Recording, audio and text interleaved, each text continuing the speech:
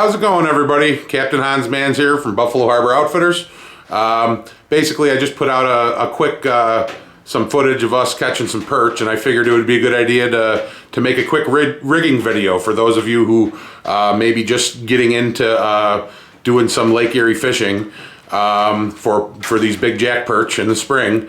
I figured I'd just put a quick video up just showing how we rig up for those. I'm running a 6.5 foot little spinning rod, little reel. I mean, the big thing about it, you're trying to detect strikes from these 10 to 15 inch perch down 60 feet, so you got to be able to feel it. One of the biggest parts of that is using the correct main line. Now, I mean, just as a disclaimer, everybody likes their own thing. If you're out there catching perch and you got a feel for how you do it, that's great. I'm not trying to act like other people do it wrong. The way I like it is I like running like a 10-pound braid off of this reel, okay? The main line here. 10-pound braid, whether it's a regular old super braid or Nanofill or Fireline or whatever it may be, that's what I really like using. It does give you a lot more sensitivity and it gets down quick. It's a very low diameter, it's a very small diameter line, so it plummets down there real fast and you can get on those perch quick. So that's what I suggest for a rod and reel and a main line.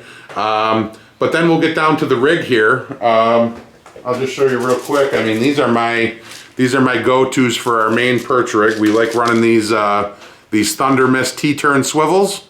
Now these are the big, huge ones. I mean, if you can see this here, here's one of the little swivels. I run the smaller ones for the perch rigs, but you can even use the big ones if you want to. I don't think it matters that much. So these T-turn swivels are great. They really help you.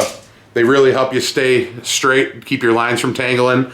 And then this is kind of the tip on these early season cold water perch, is that we switch down to some smaller hooks.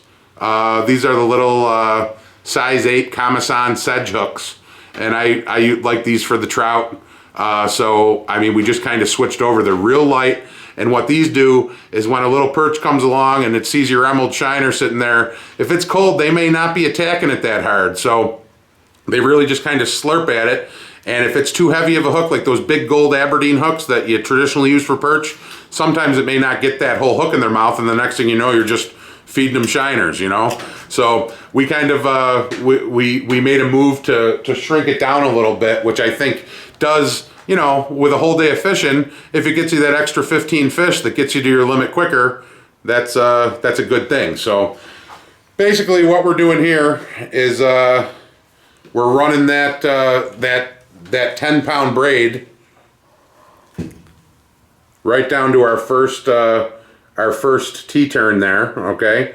And then all I'm doing is running a little 6-inch piece of line to our little Kamasan hook. Hopefully you can see it there. Nice and light, 8-pound fluoro, okay? So that's the first part of the rig. Then we put on another piece of 8-pound fluoro that goes down to our next 3-way, and I'd say about 10 inches to a foot, maybe 15 inches if you feel like it. Go down to our next 3-way swivel, okay? And another 6-inch leader with one of these little Kamasans on there, okay? And I'm just saying Kamasan, that's what I have. I mean, any of the little wire hooks will work well as long as they're sharp and quality. Then after that, we do our dropper. So from that 3-way rig, we're gonna drop another 6-inch piece of line down to our, this is a 1-ounce pencil weight. That's what I like to use just because I have them.